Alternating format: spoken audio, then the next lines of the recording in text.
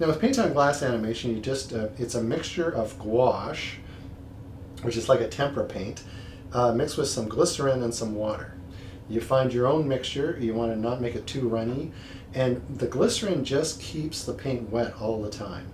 The way I do paint on glass animation is I use either a blackboard or a whiteboard, just for the style I'm using. The nighttime scenes tend to be on the black one, and the daytime scenes tend to be on the white one. So on the back of the board there are some holes which correspond to the pegs on the animation stand, and it just lets me take the board off and use it upright on an easel, on a drafting table. So I've drawn a little face here, and all I'm going to do is just make the pupils move across. So I'm going to take a shot of this.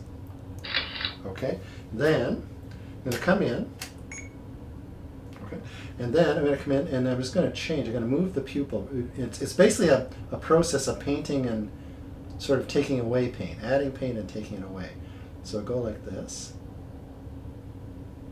Okay, then one thing I use a lot of is Q-tips. And what I do is I come in and I take away behind. And sometimes, like in Labyrinth, I'll leave trailings behind. I won't clean up, completely, so that you get a little ghostly trail when someone walks by, which I really like. Okay, and then I just kind of keep going. All I'm going to do is get the eye over to the other side, the little pupil over to the other side of the eye. And you can find your own way. The nice thing about paint on glass is there's no academy of paint on glass. There's no correct way to do it. Each person finds their own way, and I think that's what's really neat about it. And I've seen, I did a workshop down in South America. Everybody did it differently, and it was really neat for me because it reminded me there's other ways to do it than the way I do it. Okay, and we'll take a shot. And the little imperfections. I mean, you can't control paint to the degree you can control, like, say, a line in classical animation. So it's nice just to let it go. Let it have imperfections. Let it just happen. And I go through boxes and boxes of Q-tips doing this. It's or cotton swabs. I tend to, I shouldn't do this with my mouth, but I tend to wet it with my mouth just because I get a better control as to how much moisture is in there. So it can dry you out. And you got to make sure you don't have paint on the Q-tip or the cotton swab. Okay, over here. So we're almost there. You can see there's a little bit of trailing of the old positions there. That's okay. Just do it like that. Now I'm doing something very simple. Of course, you can make much more complicated imagery, and of course adding color is a whole other layer of complexity to this thing. Okay, so we've almost got this here. We're going to take a shot.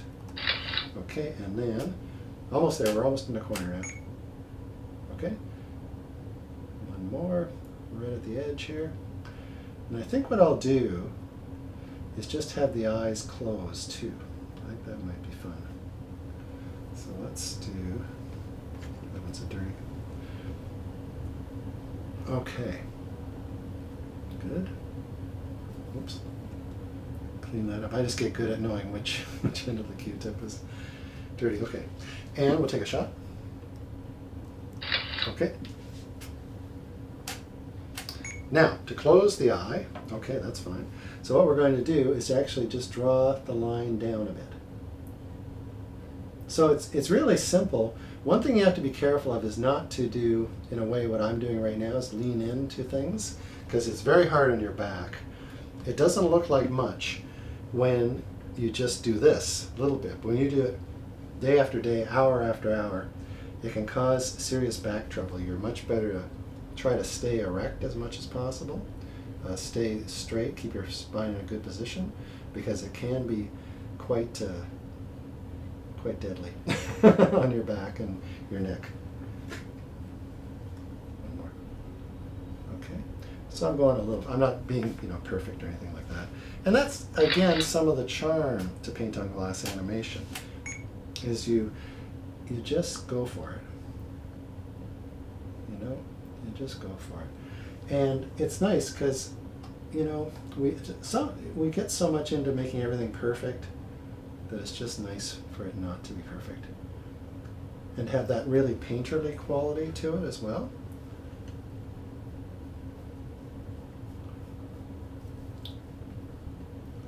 Almost there. So in the next one, we're not even going to have any pupils left.